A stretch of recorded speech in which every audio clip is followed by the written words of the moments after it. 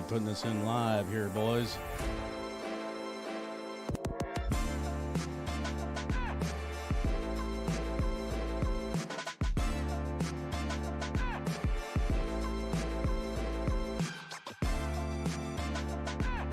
Yeah, I didn't even cue us up to even see the intro, everyone. I just put our faces up, and I was just all like fired right into it. What's up, everybody? It's another edition of Juneau Community Corner with EFA and Nano Brooks, hanging out with you as per usual on a Wednesday. Hello. Oh. And then I got to get you guys turned on, of course, so you can talk to the good people out there as well. The way downtown looks in this intro with the sun on it is how it looks right now. Yeah, I got to turn it back. I got to turn it back just a little bit so everybody can see the intro as we're coming in here. We filmed this right before the program. Yeah. There you go. Take a look at this very fine scene here. Oh, no, the screen capture isn't even on. It's not even wanting to capture what's going on the screen there. Uh-oh. Hang tight, everyone. Right, that part right there. Yeah. That's what downtown looks like right now. Well, even the amount of snow on the mountains. Yeah. It's giving us some grief and everything, so sorry you guys couldn't see it or anything like that. So I'll try to figure that out and everything. But hey, welcome to the show, everybody. We are taking your phone calls live tonight. Area code 907-723-2024 is the number. Juneau Community Corner at gmail.com is the email address if you want to get a hold of us and talk to us about what's going on. Ask us any questions you got. And if you want to engage in the conversation tonight, the YouTube comment section is open. You can post there, too, as well. And I got to tell you, boys, I'm pretty excited for Arctic Comic-Con coming up this weekend. We've been talking about it a lot, and we're just going to continue to hammer away on it. So this Friday night, EFA and myself are going to hop on a plane. We're going to fly north to Anchorage, and we're going to go enjoy 2 days of Arctic Comic-Con and 907 Pro Wrestling with their event that's going on there. We might even have a chance to get in the ring and test out our metal in the ring. That's right, because we're the tag team champions. I mean, we got to show out if we're gonna have the opportunity, you know. Seize the day, carpe diem. Yeah. So I'm pretty excited about that, and so you know, it's gonna be a good chance to just kind of like get out of the small little town of Juneau, 30,000 people, and go to an actual city up north. Yeah. But I'm also kind of like hesitant because I don't really like cities all that much. Make no illusions. I don't really care to go to Anchorage unless I have to. I don't know. I just don't enjoy the city of Anchorage, even though they've got all these things to do. There's an area of Anchorage, and it's from back when I was in the sheet metal union, and it's much like the industrial boulevard of here. Yeah. And it's East 75th and Old Seward, and I feel very at home there. Lots of repair shops, lots of antique shops. Just kind of a rundown old timey. I was born in Anchorage too. I just don't really care. Time to return. Make a triumphant return to the homeland. I'm going to be there twice this year. So yeah, but Arctic Comic-Con will be a lot of fun. Yeah, very excited about that. It's gonna get a comic book sketched and signed by Humberto Ramos. Yep. We saw that. I saw that you brought your comic book in the last time there and everything.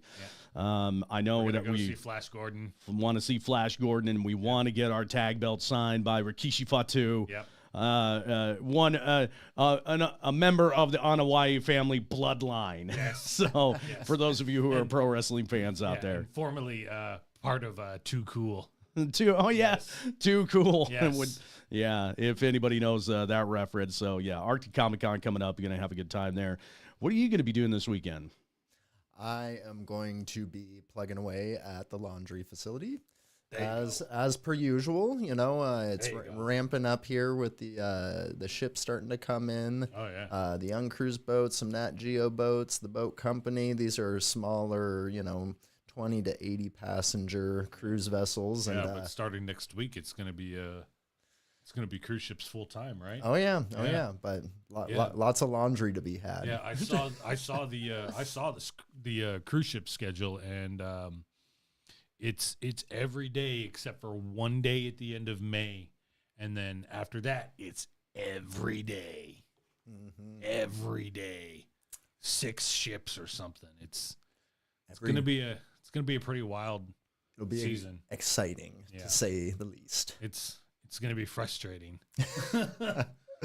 For some. I'm gonna have to drive my delivery truck right down Front Street, and in the summer it's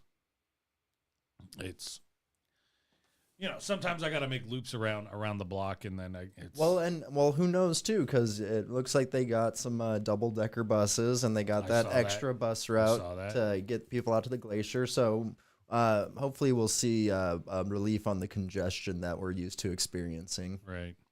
Yeah, the double-decker buses, I've seen them driving around training those.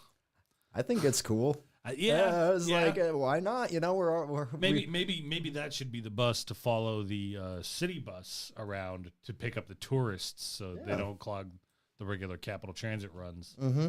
Yeah, that might be a good idea. I concur. Yeah, gentlemen, I'm just trying to get you all set up here, but you can begin talking about whatever we're going to be discussing tonight, and you folks can definitely call us in. The number is down in the description of the video if you're with us on YouTube here, so give us a call, 907-723-2024. What's great about that is that if you call in and steer the conversation into completely different, that means that we don't have to work next week for the program because it's already Just keep calling in. So we got there we are. Now everything looks like it's we got the where it needs to be. We got the short-term rentals that are going to be we'll be talking about. We've got some Juneau State reps that are running unopposed. Shocker. Yeah, we've got the Juneau hockey team winning 6 straight games, and the Alaska Senate's passing a bill. We've got a lot to talk about. It'll be good stuff there. But the short-term rentals, that's always a fun one to get into since they just changed the regulations, to try and start monitoring that and be able to capitalize on some of the fees associated with it. Short-term rentals, man, I'll tell you, it's tough on people around here because I've got a couple of friends that they were living at different places around town, and they were told, oh well, come May or something like that, you've got to get out because we've got we're gonna rent out all these rooms, these apartments. It's to tourists. Yeah, it's a sad circumstance. I don't know.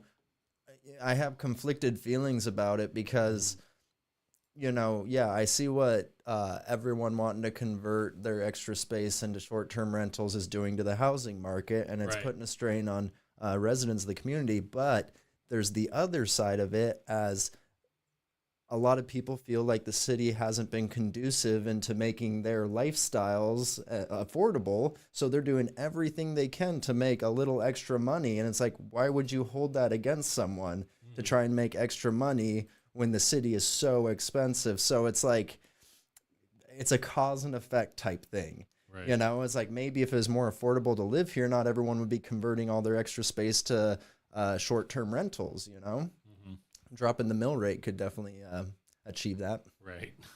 Well, the city and borough of Juneau is creating a task force to tackle if short-term rentals should be regulated. On April 15th, the Juneau Assembly agreed to allow the mayor to begin selecting residents who are interested in joining the task force, which will recommend regulations for the Assembly to consider. It looks like most of the Assembly are on board with regulating short-term rentals, considering that it affects long-term housing.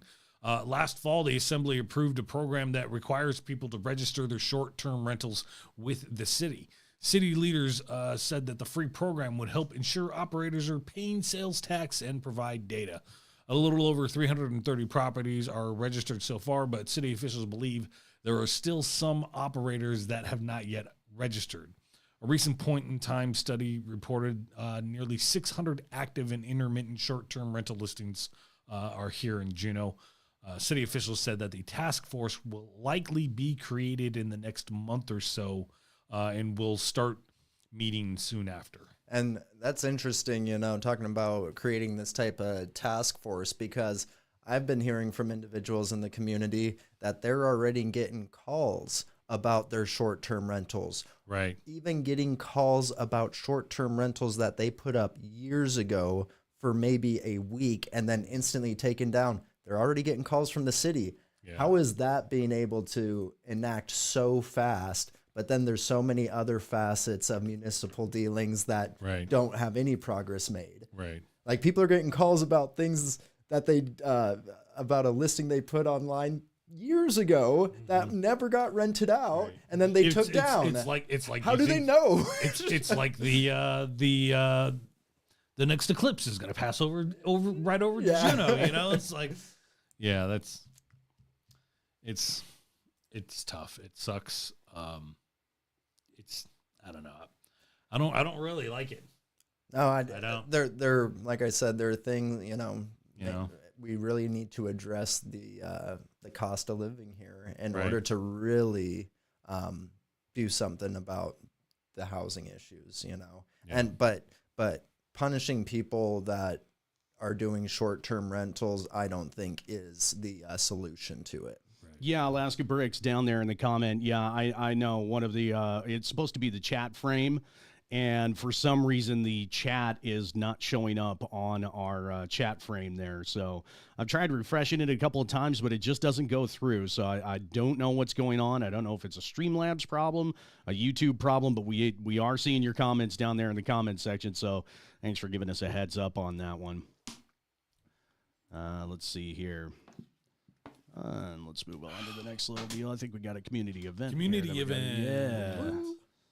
And if I just always something going on there in the Cap to the City. next little picture there. All right, there you go. So Southeast Alaska AEYC has been providing leadership in early childhood education for over 20 years. Their membership and board of directors consists of parents, teachers, child care providers, school-age staff, social service professionals, and anyone who recognizes the importance of the early years. Join them for a special family night at the Turf Early Learning Fair this Friday, April the 26th at Diamond Park Fieldhouse. This is going to be a free event. You can attend at any time between 4 and 6:30 p.m. The Early Learning Fair is going to provide many resources such as registration for kindergarten, free health screenings, pregnancy and postpartum programs, local child care options, literacy resources and programs, and so much more. There's going to be lots of turf toys out for the little ones and fun prizes for the whole family. Call AEYC with any questions about this, 907-789-1235, 907-789-1235. So, would any of you like to run for state office? Been hearing it's you only have one little bit of competition. Nano, you want to go head to head with somebody here?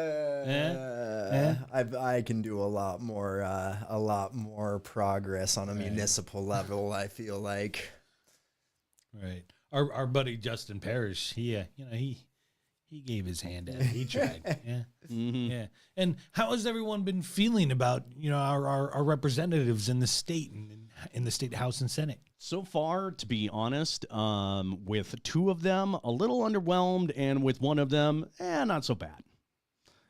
So far, I've got to say, I know Representative Sarah Hannon and Senator Jesse Keel. I know both of them, not necessarily on a personal level, but like on an acquaintance level. Mm-hmm. And I've been okay with pretty much what they've been doing.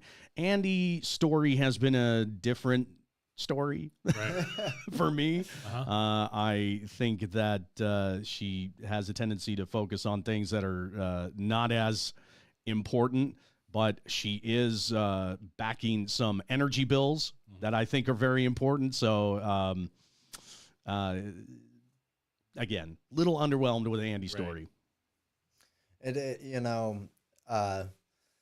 There's just so much going on in the legislature right now, and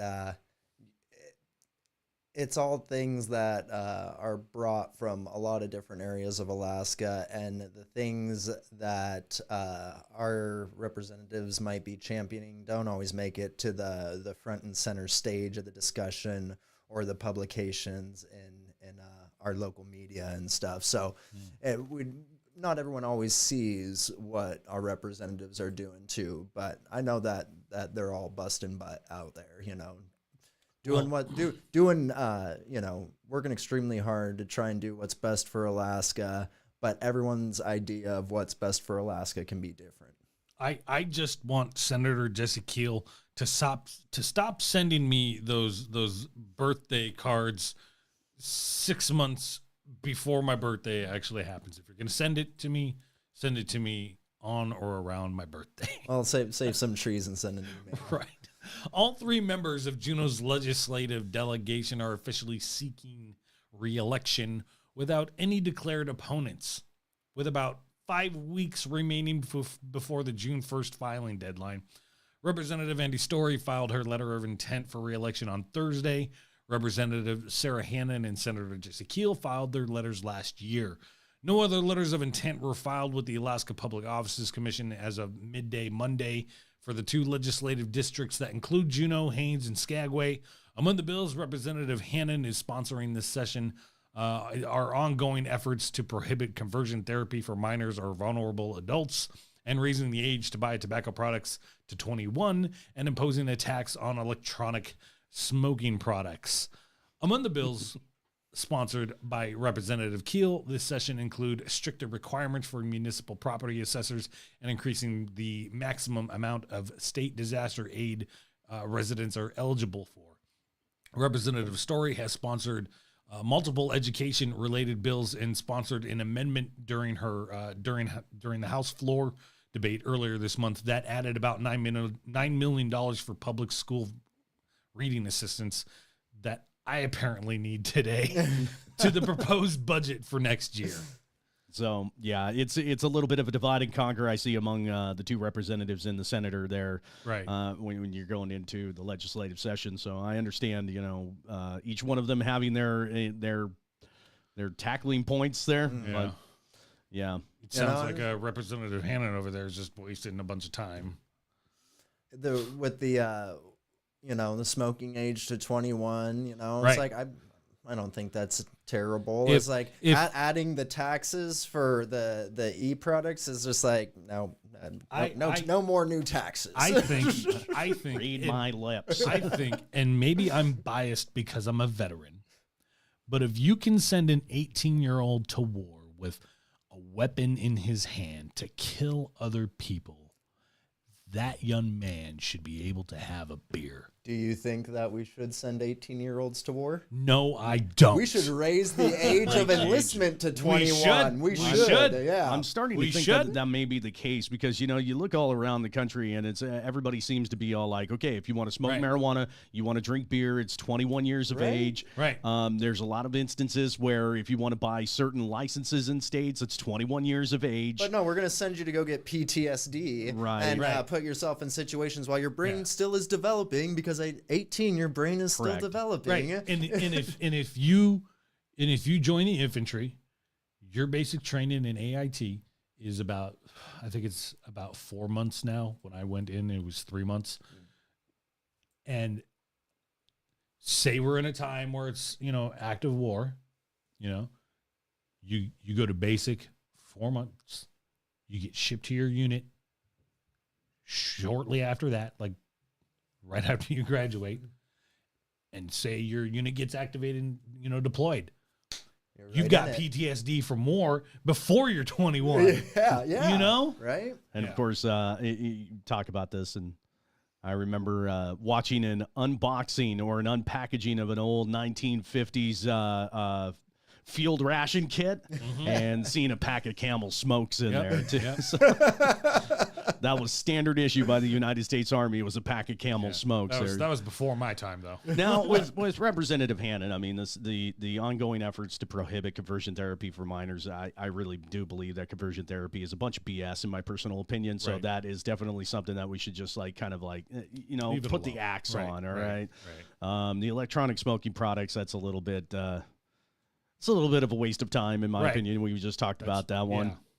Yeah. Stricter requirements for municipal property assessors and increasing the maximum of state disaster aid residents. So state disaster aid, that's the number one. But the municipal property assessor stuff, yes. There's also something about the disaster aid, and this is when the Yokaloo went and, just widened up all the Mendenhall River and everything. And, you have to declare emergency or disaster in order to qualify for the federal aid. The thing that I did not get clarification on, and I asked assembly members, is when does the emergency declaration end? And no one had an answer. And it's not just that the emergency declaration qualifies you for funding. There's also other things associated with it. So I was very curious. I was like, well, when does it end? Are we still in it? Because, yeah, they're still trying to secure extra funding. So we could still be in an emergency declaration right now. Right. It's weird. Well, it usually takes like a declaration from a city government or a state government on either level, right? Doesn't it? Because I know for the COVID pandemic restrictions, or the lifting of restrictions, certain restrictions on like medical licensing during the COVID pandemic, that had to come from the legislature to say, okay, we're out of the the emergency situation right now, so we could go back to having our normal licensing processes and when it comes to medical licensing there. So well, and if we're at a point now where the city is just going to say that we're always at this risk of a large outburst of the glacier, then we're in an emergency forever. Right. I still would like to have an answer at some point, and I'll pick at it a little more. But no one seemed to have an answer of when these declarations end. That's interesting. All right, let me get over here to community event. Now we need a button that goes community event with the buzzer. Okay, I'll start to get to work on that. So the K1 class of Juneau Community Charter School are raising money to travel to Skagway coming up this May. Cool. And there's going to be a silent auction on Thursday, May the 2nd at 5:30 p.m. in the Juneau Douglas High School Commons. Cotton candy, popcorn, free-to-play bingo with prizes donated by local businesses, food provided by the Sandbar, who are going to be donating all 100% of their proceeds that they make from all that food straight to K1 class. So if you want to come out, have a good time, eat some good food, K1 class putting this on again Thursday, May the 2nd at 5:30 p.m. at the Juneau Douglas High School Commons. I might go just for the cotton candy. That sounds amazing. That does sound amazing. I love cotton candy. Yeah. Well, and the Skagway trip as a kid was always it was a huge deal for us as kids, you know. I remember third grade, we went to Haynes. We went to Haynes. Saw the Eagle Sanctuary. Yeah, we did the White Pass train in 4th or 5th grade, I believe. And I just thought you're going to fall off the side of the mountain the entire time. A very sketchy old train. Yeah, I definitely remember taking that train when I was in Skagway, and I think it was when I was about 11, 12 years old. And yeah, so going to Skagway, man, Skagway or Haynes, anywhere, towards that area, that's just absolutely beautiful. Yeah, you don't realize just how diverse southeast landscape really is. Right. And then you get to learn about Soapy Smith and and I love going out. You go out to Soapy Smith's grave, and it's just this little plank in the dirt that just says Soapy Smith, right? But the dude who killed him has this gigantic headstone in the middle of town and is all like, yeah, screw that guy. This man is a hero, but you don't remember. I cannot remember his name for the life of me. Yeah. But I remember Soapy's. So, my fellow Juneauites, if you don't know, we have a bad we have a really bad butt hockey team. Yes, sir. We have an excellent hockey team, and I'm not even a fan of hockey. The Juneau Capitals 12 and under Class A team ran off for 6, count them, 6, 1, 2, 3, 4, 5, 6 straight victories en route to winning the Alaska State Hockey Association state championship. Heck yeah. Awesome. Yes. Heck yeah. Good form. The state tournament took place on March 15th through the 17th at the Soldotna Regional Sports Complex and featured a field of 12 teams. Juneau outscored its opponents 50-9. Just ran them out of the town. That's not even like a reasonable hockey score. That's No. No, way That never happened. Yeah, you're talking like video 4 games. to That 1. literally and 4 to never 2. happened. 50. That's a lot for a football score. Right.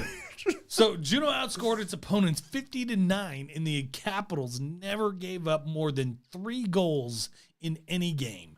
In the championship, Mac Host led the team with 5 goals, including an unassisted shorthand effort that helped put the game completely out of reach. So you're in a power play or a power kill situation there. You only got 4 people on the ice. You're shorthanded, and the dude's going to go out there and score anyway. That's how dominating this squad is, going out there and just schooling everybody, even with one less guy. Right. What was it even enjoyable for them? I'm sure. Just walk around. Look at these guys, man. They're pumped about it. They probably were having a heck of a time. Amazing. We have an Stomping amazing hockey face. program here in town. Yes, we do. The young kids and the high schoolers. It's just, I don't know what we're doing around here, but hockey and football and basketball and softball, swimming.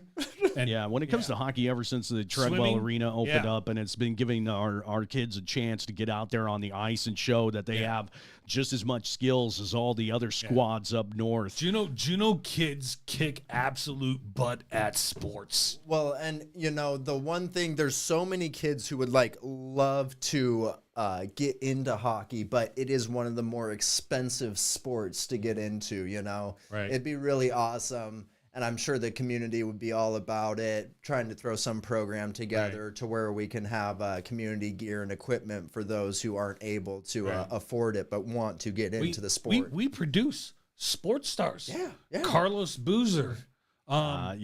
We've got Chad Bentz was a pretty big name who became. I can't remember. Dylan Baker, he went to the minor leagues. I can't remember her last name. Her first name was Tanya. She played great in Gonzaga. College ball. Yeah. Didn't she make it to the WNBA or something? I can't remember. I can't remember, but she played amazing college ball. Yeah. We've got a baseball kid who went to the MLB. Joe Tompkins. Right. Joe Tompkins. Yeah.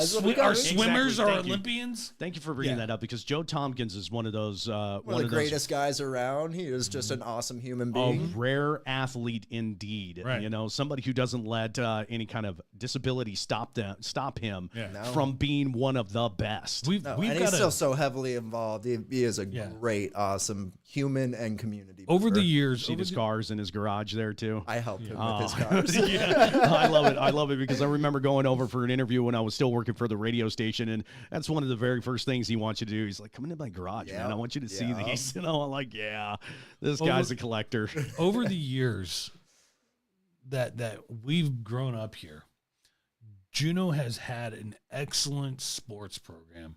No matter what you get into, it's fact that we can pump out the quality and level of athletes that we do with the size of our population is amazing. Yeah, totally slept on. Hillary Lind, who asked that down in the comments there. I think it was John. John came in and he was talking about that. We had a skier from Juneau here who participated in the Olympics. Hillary Lind was her name, silver medalist, fantastic athlete as well. So yeah, when we talk about this, and this is one of the things I think we should try to get in just about every show, is talk about some of these kids here in town and how they're just dominating on the state level and even on the national level too as well. So if anybody wants to get in on the conversation, again, we do have a phone number for you to call. Area code 907-723-2024. It is down in the description. We do have an email that you can send any kind of questions, or if you have something you want to sell and you want us to make an announcement about it, JuneauCommunityCorner@gmail.com is the email. And K2's 50th anniversary is this year. Nice. Happy birthday. Awesome. That's an awesome photo. Yeah. I love that photo. Yeah, Public media right there celebrating 50 years. Tune in from 2 to 4 p.m. on Friday, May the 3rd for a very special 2-hour edition of Juneau's Afternoon, featuring live music with guests from K2's past and its present, and then their tour of the building at the 360 Egan Drive starting at 4 p.m. They're going to have a light refreshments and items on display from their history. So come and celebrate their 50th anniversary at the studio if you want to go check that out. K2 is the radio station where I accidentally dropped the F-bomb on the air. Oh, no. Well, that'll do and it. Then that was like back in like 2007, I think. And then I was on the radio a couple times a few years ago, and promo and lead up to the battle I was having with Real Deal, I believe. And and I get in there and I forget, I think it was Dano or whatever. I don't know if they just remember. If someone was like, "Hey, there's that guy," and Dano was like, "Now I heard somebody drop the F-bomb on the radio a while back, so don't be dropping no F-bombs on the radio." I was like, What? Is everybody looking at me? For those of you who don't know, don't Google F-bomb. So the Alaska Senate made a move to tie hunting and fishing residency requirements to your eligibility for the PFD. In a 15-5 vote, senators approved Senate Bill 171, which would tie residency to PFD eligibility. And that means in most cases, you can't leave the state for more than 180 days during the year and remain eligible. And it seemed like the reason that this was getting brought up was because of an individual in off of Prince of Wales Island, and what he was noticing was a bunch of individuals, what he was calling as tourists, but seasonal residents. Seasonal residents. But he said that they were, what he was experiencing a lot of the time was people just getting an RV and parking it on someone's lot and calling that their Alaska residents. Right. And that's something that's applied in multiple different ways that is taken advantage of a lot. Yeah. There's also going to be some exceptions for people who are like in the military or your college students or some others.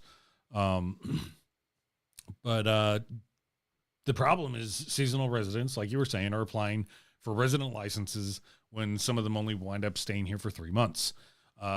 Or in some cases, only staying for a week and maintaining their little resident addresses.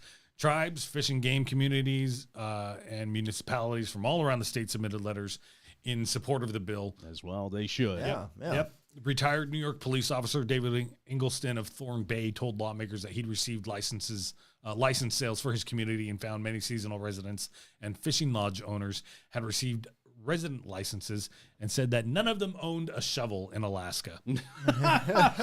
What a great line to put out there. Right. None of them owned a snow shovel. A deputy director of Alaska Wildlife Troopers told a House committee earlier this year that the loose definition of residency makes it difficult for officials to prosecute people who take advantage. It now heads to the House, where its prospects are unclear. Lawmakers have just about 3 weeks until all legislation just dies at the end of the regular session. Well, and it's tough, that term loose. It's something that you see so much, often. And another prime example is they were looking to change the state constitution to allow for public monies to be spent on private education and religious education facilities. Yeah. And the goal of that was to make it to where people who homeschool their kids can get the educational stipend for that. Well, if that's what's the desired result, then say that. Don't say private facilities and religious institutions. Right. If you want the parents to be paid, say we can pay parents that homeschool their kids. But instead, they're making a very loose definition, and that just throws up all things to be gum up the works in the future. Right. Yeah, all these seasonal residents, it makes it hard on like fishing and subsistence too. Right. Because, you know, they're hauling as much as they can, you know. Oh yeah. You see it with it just dries up some of these smaller communities. While at big the game same time hunting, being too. cut out of the process when it comes to their subsistence fish. Right. Yeah, like Right. we were talking about on the last program. Yeah. So, yeah.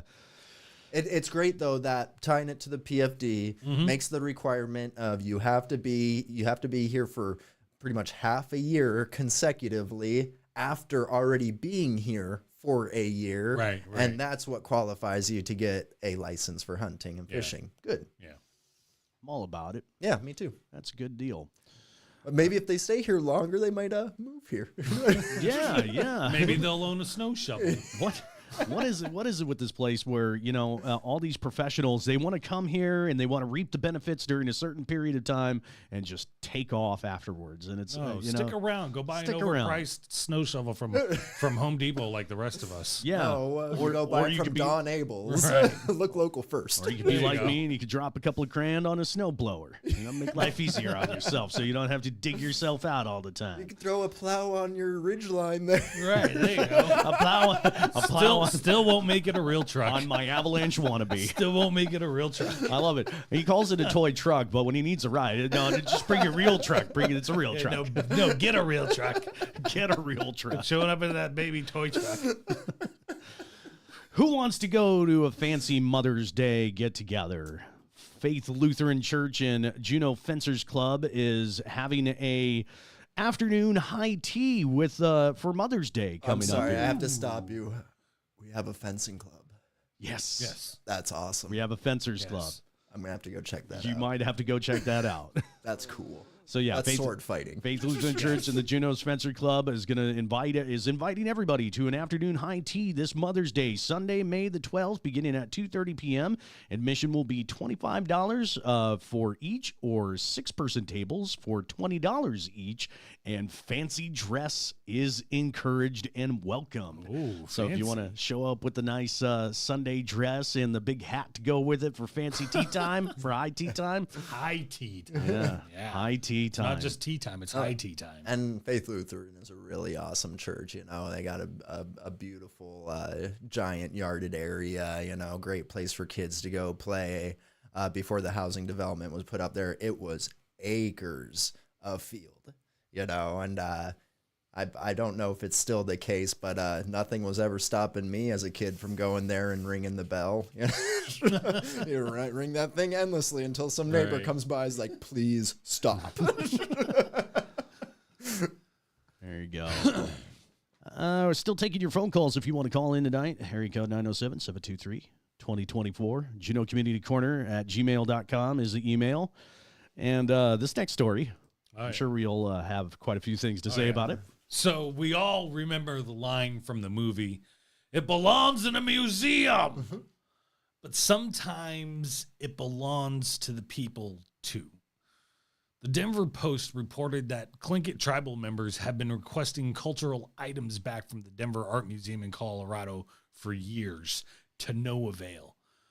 The museum holds many Tlingit items that may qualify to be returned under federal law. Investigative reporter Sam Tabachnik, that's a tough one, says delegates from the Central Council of Tlingit and Haida Indian Tribes of Alaska sought the return of 5 items, including a 170-year-old clan house partition featuring the Nanya. I'm clinking it and I'm slaughtering this. Boo. Okay, let's see. The Nanya Ai clan crest. I think I said that pretty close. One Tlingit and Haida cultural resource officer told Tabachnik that the Denver Art Museum was probably the worst museum that they had dealt with. And Tabachnik says that the museum has a history of denying repatriation requests. With the passage of NAGPRA, the Native American Grave and Repatriation Act in 1990, American museums were required to compile inventories of all their Native American objects that may be subject to the act. This includes ancestral human remains. It includes associated funerary objects, objects of cultural patrimony, and a few other categories. And so these museums had to go through their collections and try and figure out what might be subject to the law. The Tlingit tribe had sort of off and on conversations with the Denver Art Museum over the years. They submitted 3 formal claims for various objects in the early 2000s, but it was really this meeting in 2017 that kind of, I think, really put the relationship between the tribe and the museum into kind of stark focus. It was a 3-day set of meetings here in Denver. There were about a dozen tribal members who came from Alaska to talk with the museum. It was on this 3rd day, from talking to people who were in this meeting, that the tone really started to shift. Now, the museum says this shift occurred when museum officials were talking about the necessary process that the tribe would have to go to in order to comply with NAGPRA, in order to file an official claim that might be accepted by the museum. Tribal members told me that they viewed this meeting in particular as incredibly, Denver officials were incredibly condescending, insensitive, and seemingly intransigent, unwilling to really budge. There has not been a lot of movement here. The museum says the tribe has not submitted formal claims for a couple of the pieces I talked about in the article. And so the museum says, hey, we're just waiting on a formal claim. The tribe says, well, the museum has been quite clear in their discussions that even if we submitted a formal claim, that they would not return these objects. So I think the tribe has sort of taken the impression that this is just not going to happen. So I read the entire article, and a disclaimer for anyone who wants to read the article. Very difficult article because it includes every in there a million times. In their transcript. Yeah, the transcript was just terrible. Hey, Denver Art Museum, I want my stuff back. So, what's crazy about that too is I always have to think of every side, I'm a devil's advocate sometimes, but there is an individual who is working for that museum who illegally smuggled artifacts out of different temples in other countries. We're going to get to that here in a second. Yeah, Tabachnik says that the claim process also gets met with several roadblocks and rejections even. So that's where the other side of it is those couple that they're talking about, that's they didn't even send in the formal request because they just think that it's going to be denied, is well, if you send in the formal request and it does get denied, that gives you more ammunition to show that they're being unreasonable. Right. It's just to just say, oh, they're not going to do it anyway, so we're not even going to try through the proper channel. That's not right either. It's send in the request before saying no anymore, Yeah. And also is they're trying to prove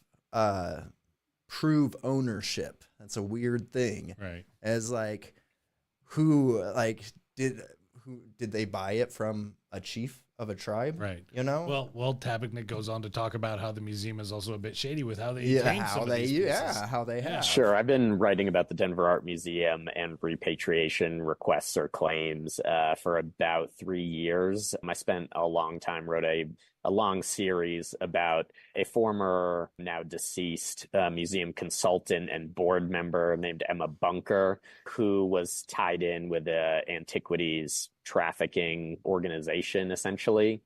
And she helped the museum acquire a host of Southeast Asian antiquities that the Southeast Asian countries, Cambodia, Thailand, Vietnam, said were looted from their ancient temples. Yeah, what the Tlingit tribe reported to me jibes with what other countries have told me about the reluctance of the museum to give up objects in their collection. I thought it was telling. The curator of Native American arts, who I sat down with as part of this latest story, said, we're not in the business of just giving away our entire collections. And I thought that quote was an interesting quote. But you are in the business of just taking items for your collection, or at least paying someone who does that for a living. Well, that's the thing. It's were proven to be in that business. Right. Now, is that the instance that's going on here? No, we don't know. We don't know. But their track record might suggest. Well, it just seems kind of interesting that they're burying these tribal organizations in paperwork, and if you didn't check a box right, or you didn't put the address right, or one little thing, they're going to return it to you and they're going to say rejected. You need to refill this out, and they're just going to keep them in this endless loop and make it as difficult as possible to even file these requests. But even when the requests go through, it seems like this museum has a horrible track record of even just following through. Yeah. And I'll tell you, even even if the Tlingit items that they have were trafficked illegally, and they don't want to give up any information that could shed light on that. You don't think we don't have elders that can look at some of these items and go, oh, that's so-and-so's work. Oh, this totem pole here tells this story and comes from this village. How did it get from there? Exactly. You know? So you have people within your own communities who are experts at these things that can help you out with that too. You know, you just have to go find the right auntie or uncle or grandma or grandpa who is adept at these things. You know, well, and that's what I want to see on both sides is like, yeah, track it down. It's like some of the objects they're talking about 170 years old. That's not lost. No, that's not ancient. You know, it's like you can track that pretty easily. It's like. But so I'm thinking of like the scenario of what if, you know, one of the villages got destroyed. The elders of the clan took the objects and stuff, and then through moving them around, ended up selling them as an elder of the clan selling the object, but now having the entirety of the people wanting to lay claim to that is like, did the elder have the right to sell it? Like, but we don't even know if that's the case. Right. All right. They seem a little slimy though. I can trace some of my Tlingit family all the way back to the old Ock village out there. Right. Yeah. Yeah. And I mean, well, I've always there's all sorts of all over the place. Artifacts still out there, you know. It's like the whole village is like, don't freaking touch it. Right. Just letting the intro roll again a little bit there so we can see some nice little sunshine there. Well, let's get back to now that the sun's set. Yeah. And we'll go past that right there, and we'll go back to that one. No, I didn't break it. There we go. I'm just going to go back to this little picture here to kind of set us up. Okay. So Juneau Trail and Roadrunners are going to be holding their annual Juneau Half Marathon coming up on July 27th, where you could get registered at www.southeastroadrunners.org/marathon. There are no time limits. This course does not close at a specific time, and the finish line does not shut down until the last runner is in. There are That's a dangerous rule. There are 3 aid stations for half marathoners and an additional 2 for full marathoners. All these are out and back courses, and you'll have to hit them twice. Food and beverage will be available at the Savico Park after the races. And for questions concerning the Juneau Marathon Half Marathon, please contact Dave Epstein at dave1013@gmail.com. You're going to get some jokester who's going to take off from the starting line and run home and hang out for the rest of that would have been me. That would have been me. Holding up the whole show for everybody, just being like, take a nap. Come in and like, how long did it take me? It took you 9 hours. Oh, I'm sorry. I'm here. I got a phone call. I had to take the phone call. So last up, the city and borough of Juneau made a Facebook post today concerning City Hall and the schools that are going to be closed down and what are we going to do? Where are we going to go? Oh, they didn't mention City Hall at all. The city and borough of Juneau is considering future uses for the Marie Drake and Floyd Dryden Middle School buildings and seeks proposals from community organizations interested in making use of that space. As a result, the Juneau School District Consolidation Plan, the Marie Drake and Floyd Dryden buildings will be returned to CBJ on July 1st, 2024. CBJ is now considering how to optimize these spaces for the benefit of the Juneau community. Organizations interested in making use of either space are invited to submit proposals via an online web form available at juneau.org/MDF-Deuces. MDFD uses. Proposals will be reviewed by the Assembly and eventually open for public comment. Tribal, nonprofit, and for-profit organizations are all welcome to submit. Proposals are due by Monday, May 20th, 2024. Please be prepared to address the following points. How your proposed use aligns with Assembly goals, such as childcare and housing, or otherwise benefits the community. Impact on the CBJ budget. Level of building retrofit necessary for proposed financing, length of stay, other compatible and non-compatible uses, parking requirements, Proposals will be reviewed by the Assembly Public Works and Facilities Committee at their June 3rd meeting before proceeding to the Committee of the Whole and opportunities for public input and feedback. More information about the public feedback process will be available closer to that date. It's estimated to be about July or August of this year. And it's real strange because last year that it was a real hot topic item with the city hall and everything, and the stringent guidelines of has to be city owned, has to have adequate space for offices, and has to have a lot of parking. And now Floyd Dryden, which checks every single one of those boxes, is available and at their fingertips. On top of the millions of dollars that were allotted for the new city hall that could be used to convert this space. It's like one of the biggest parking lots for schools too. Right? Yeah. Well, and now it's like, let's talk some more about what can be done with this. And it's, I made my own little post, and I think it's a far better idea to have the assembly give the people proposals on why they shouldn't move the city hall out there, and then we can rank their ideas. Right. Because right now they just answered their own wishes, and now they're changing the discussion. The city's like, nice empty school you got there. Maybe we give you some ideas, maybe what we should do with it. So and maybe we move in. People have been discussing, and it's just there's talk about the economical impact to the downtown area that moving the city hall would bring. And I just want to put it into context for everyone. Government, by definition, is not for profit. The city hall downtown does not bring in extra customers to anyone's business or remove customers from anyone's business. So placing that facility in a different part of town will not affect the economic prosperity of any business downtown.